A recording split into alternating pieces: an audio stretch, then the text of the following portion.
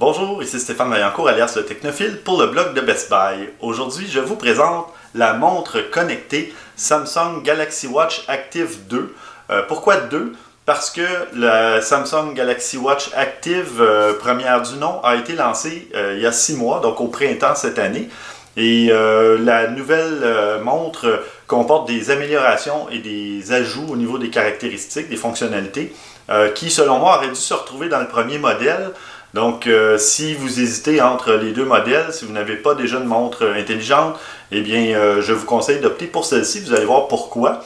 D'abord, elle est offerte en modèle 40 et 44 mm au niveau du cadran. Donc ça peut faire, si vous avez un plus petit poignet, vous optez pour le 40 mm, donc ça va être plus joli. Ça fait autant aux hommes qu'aux femmes parce qu'il y a plusieurs couleurs.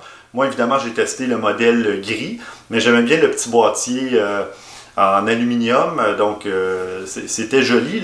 Le bracelet en silicone gris un peu moins, mais il existe évidemment beaucoup d'autres modèles et vous pouvez même acheter un autre bracelet complètement ailleurs ou à part et remplacer celui-ci.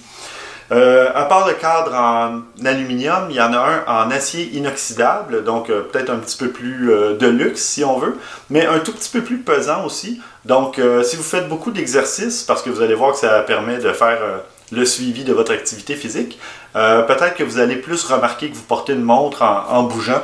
Donc, peut-être considérer l'achat de la version en boîtier d'aluminium. Sinon, la différence entre les modèles 40 et 44 mm, bien, c'est l'autonomie de pile, parce qu'il y a un peu plus d'espace. Samsung a pu mettre une pile un petit peu plus grande.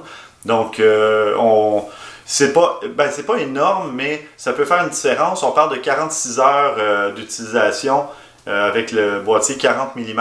Et près de 60 heures avec le boîtier de 44 mm. Donc ça fait quand même une bonne différence. Comment on charge la montre? Eh bien, par induction. Donc on a un petit chargeur qui est magnétique et qui vient se connecter. On dépose tout simplement la montre dessus et la charge commence. Évidemment, c'est un connecteur USB. Donc il faut brancher ça soit dans un port d'ordinateur ou dans une prise murale qui serait équipée d'un port USB. Il y en a de plus en plus sur le marché.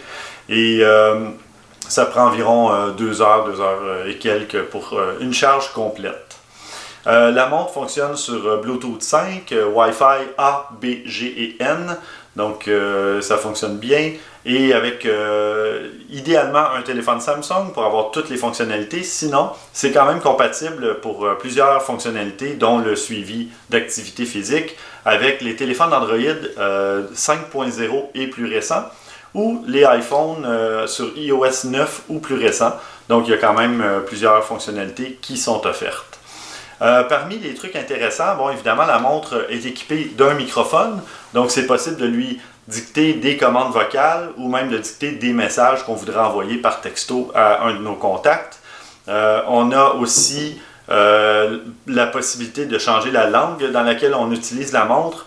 Par contre, le français, c'est du français de France, alors vous devrez bien prononcer les mots, sinon la montre ne vous comprendra pas. Par contre, en anglais, ça fonctionne vraiment bien, anglais des États-Unis, anglais d'Angleterre, etc. Malheureusement, en français, c'est pas nécessairement adapté au Québec, mais ça fonctionne quand même. Je l'ai essayé à plusieurs reprises. D'ailleurs, l'assistant vocal, c'est Bixby, l'assistant de Samsung. Donc, c'est pas Alexa, ni l'assistant Google, ni Siri, c'est Bixby. Bixby fonctionne bien, vous pouvez lui donner des commandes vocales, vous pouvez contrôler certains appareils de domotique. C'est pas le plus élaboré du groupe, mais ça fonctionne bien quand même. Justement, lui dire de faire un appel, d'envoyer un message, un paquet de trucs comme ça.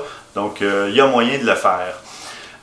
Parmi les caractéristiques du suivi d'activité physique, bien évidemment, on a tout ce dont à quoi on peut s'attendre, le suivi de marche, de course, de vélo, de nage. Donc, il y a des petits exercices qu'on peut faire pour se calmer lorsqu'on est stressé. Il y a des exercices de respiration. Il y a aussi le suivi du sommeil, donc grâce à aux pulsations cardiaques qui sont suivies pendant que vous dormez, bien, la montre est en mesure de dire ou d'estimer si vous êtes dans un sommeil léger, sommeil profond ou sommeil paradoxal en train de rêver. Donc, Ce que j'ai bien aimé par contre, là on passe aux nouveautés sur cette montre-là, c'est le cadre haptique. Vous avez le contour du cadre qui permet de passer rapidement d'un item à l'autre, d'un menu à l'autre, etc. Et ça, j'ai franchement bien aimé ceci parce que faire défiler comme ça sur un si petit écran, ça peut devenir agaçant. Mais avec le cadre haptique, ben, vous voyez, ça va vraiment rapidement. On peut faire le tour en une demi-seconde. On a fait le tour des menus si on veut. Donc ça s'adapte à la vitesse à laquelle on bouge. Et on a un retour haptique, donc des petites vibrations à chaque fois que ça change de menu pour nous aider à mieux nous situer. Autre amélioration, un petit haut-parleur sur le côté gauche.